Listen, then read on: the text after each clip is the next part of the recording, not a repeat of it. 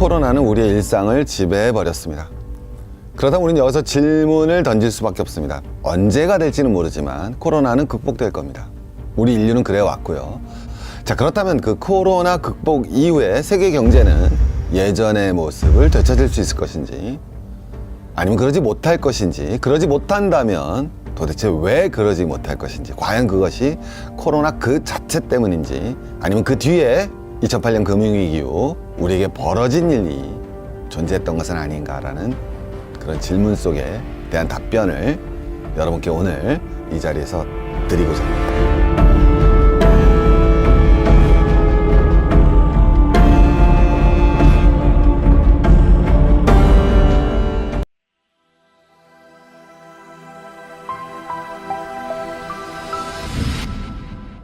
어쨌든 유망산업은 이럴 것 같습니다. 의료고요. 자, 두 번째는 안전이죠. 맞죠? 안전. 그다음 세 번째 환경. 코로나가 사실 뭐 동물하고 인간이 뭐 그런 얘기 다 들어보셔서 제가 뭐 저도 뭐 듣는 얘기니까. 그다음 비대면 사업. 종이박스가 많이 팔릴 것 같아. 많이 팔리겠구나. 택배 때문에. 그죠? 네. 골판지 사업 괜찮겠습니다. 로봇 사업. 이 정도가 아마 부정하지는 못하실 겁니다. 그죠? 서로 집에서 키운 나무를 돈을 주고 서로 사 먹어도 GDP는 올라가게 되죠. 시장에서 거래가 발생하니까. 싸워서 병원을 많이 가면 GDP는 미친 듯이 올라가겠죠. 교통사고 많이 나면 GDP는 더 숭숭숭. 서로 소송을 많이 하면 이렇게 GDP가 많이 올라가는데, 여기서 얘기하고 싶은 건 뭐다? 원래 GDP가 올라가면 삶의 질은 뭐 해줘야 된다? 좋아져야 되는데 사실 안 그런 경우가 많다라는 거죠. 오늘 제가 말씀드리고 싶은 거는 코로나로 인해서 각광받는 산업들은 바로 저런 성격을 갖는다는 거예요. GDP가 올라가더라도, 그러니까 우리가 이제 매몰되면 안 되는 게, 지금 다 나오는 게, 야, 코로나 이후에 우리 경제 성장률이 어떻게 될 것이냐, 회복돼서 플러스 성장을 내야 되는데 라고 얘기하지만, 그렇다고 우리가 행복해질 것이냐, 아닐 확률이 굉장히 높다라는 거예요. 파이자하고 시젠이 있습니다. 어느 회사가 잘 돼야 될까요? 꼭 비교하는 건 아니지만, 파이자는요, 페니실린을 대량 생산하는 회사입니다. 그리고 우리 젊지만 선생님한테 없어서는 안 되는 놀라운 약을 만드는 회사입니다. 얼마나 감사해요. 저 회사로 인하여 선생님의 삶의 질은 엄청 올라갔죠. 저 약들이 없는 선생님의 삶은 생각조차 할 수 없습니다. 그런데 시젠이 만든 약이, 시젠이 우리 한번 뭐 백신을 만들었다고 하든 뭐 하든 이해 가시겠습니까, 여러분? 오케이? 저게 우리의 삶을 향상시켰죠, 분명히. 코로나로부터. 하지만 다른 거죠, 저건 차원이. 그죠? 그래서 같은 제약주라도 이 회사의 시총이 올라가는 거는 우리의 삶의 질의 향상을 의미하지 않습니다.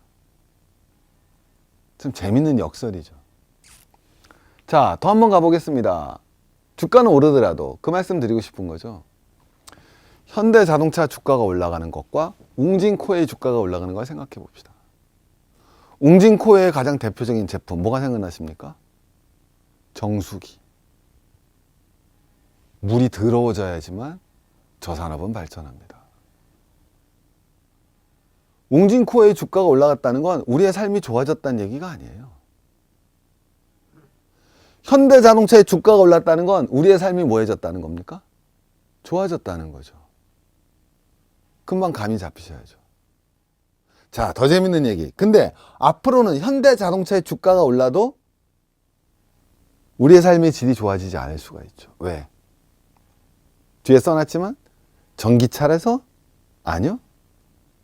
자동차에서 안전장치가 차지하는 비중이 너무 커져서 차값이 올라서, 근데 차는 비탄력적이라 가격이 올라도 사람들이 사기 때문에 현대자동차 주가가 올랐어요. 우리 삶이 좋아졌나요? 그러지 않은 거죠. 현대자동차 안에 딱 타자마자 알코올 세정제가 있습니다. 자동 알코올 세정 분사기, 자동 공기 슈퍼 청소기, 자동 코로나 박테리아 선멸기가 설치된 자동차가 등장했어요. 그런데 이 차는 그래서 1억이에요. 그래서 현차가 엄청 잘 팔려서 현차가 떼돈을 벌었어요. 우리의 삶의 질은 향상됐나요? 그렇지 않나요? 그죠? 그래서 저는 이거를 텅 빈 성장이라고 부르고 싶습니다. 코로나가 가져올 텅 빈 성장이라는 거는 이건 굉장히 없잖아요. 얘네가 성장을 70을 하고 이건 앞으로 성장이 어려워질 거라고 그러죠. 그래서 얘는 마이너스 50을 성장을 했어요. 그러면 토탈을 하게 되면 플러스 20의 성장을 했죠. 그래서 경제 성장률은 20 성장했다고 지표상으로는 나오지만 우리의 삶의 질은 오히려 떨어질 수 있다. 근데 안 그래도 저성장인데 저 저성장을 이런 산업들이 이끌어 나간다는 거잖아요. 그럼 우리는 텅 빈 성장을 맞이할 수밖에 없을 것이다. 굉장히 우리 어떻게 보면 좀 슬픈 얘기죠. 그래서 우리는 앞으로 더 넓은 집에서 더 좋은 차를 타고 더 좋은 옷을 입고 더 맛있는 걸 먹게 되기는 어려울 것이다. 제가 한번 가볼게요. 그래서 저걸 한단 말이에요. 저 경쟁을 하는 거예요. 저 경쟁을 할 수 있는 나라는 어떤 나라들이 있냐는 거예요. 첫 번째, 금리를 떨어뜨려서 이 경제 위기를 막겠어. 어느 나라가 있을까요? 금리를 떨어뜨려서 경제 위기도 막고 내가 돈도 풀겠어. 이러려면 두 가지 조건이 있어야죠. 뭐예요? 전망해 보는 거예요, 그냥. 이미 제로 금리 하고 있는 나라는 금리 떨어뜨릴 게 있어요, 없어요? 일본이 지금 금리 떨어뜨려서 경제 위기 막을 수 있어요? 유로가 금리 떨어뜨려서 막을 수 있어요? 이미 무슨 금리인데? 제로 금리인데 못 하는 거죠. 미국이나 했던 거예요. 앞으로 할 수 있는 나라가 하나 있어요. 어디? 중국. 중국은 아직도 4.5%잖아요. 그죠? 예. 중국 재정 어때요? 건전하잖아요. 나름대로 중앙정부 재정은. 그러니까 중국은 금리를 떨어뜨리고 중앙정부가 돈을 풀어서 이 위기를 해결하려고 할 거예요. 그리고 그걸 할 수가 있어요. 그러니까 위기를 해결할 수 있다는 건 아니라 이 위기를 해결하려고 이걸 할 수 있다라는 전제가 있다라는 거예요. 그 말씀 이해되셨죠? 오케이?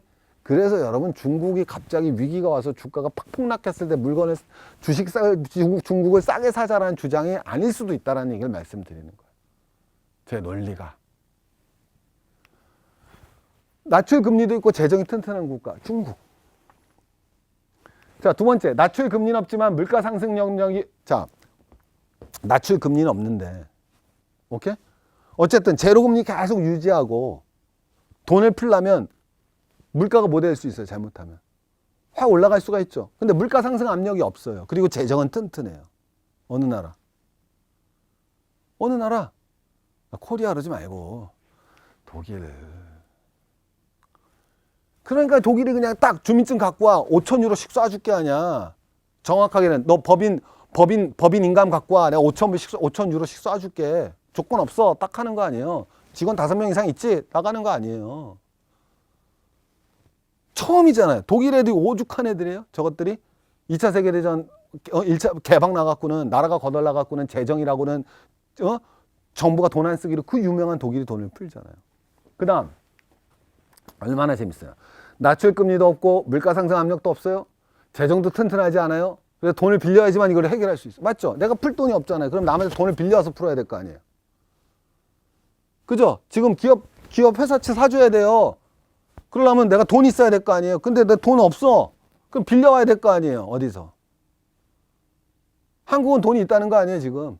근데 돈 없어요. 국가 부채비 200% 넘어요. 그다나 단 돈을 자기네 나라에서 빌릴 수 있는 나라. 이건 금방 맞춰야죠. 어디? 그래서 일본도 할 수 있다는 거예요. 요번엔 돈 올라온 나라가요. 낮출 금리도 없고 물가 상승 압력도 없고 재정도 부실부실 돈을 빌려야 돼. 그리고 남한 내한테 빌려야 돼. 그러나 찍으면 돼. 미국. 얘네들이 버틴다는 거예요. 일단 난 얘네가 버틸 수 있을지 못할지 모르겠어요. 그러나 얘네들이 일단 버틸 시도를 할 수 있는 국가들이죠.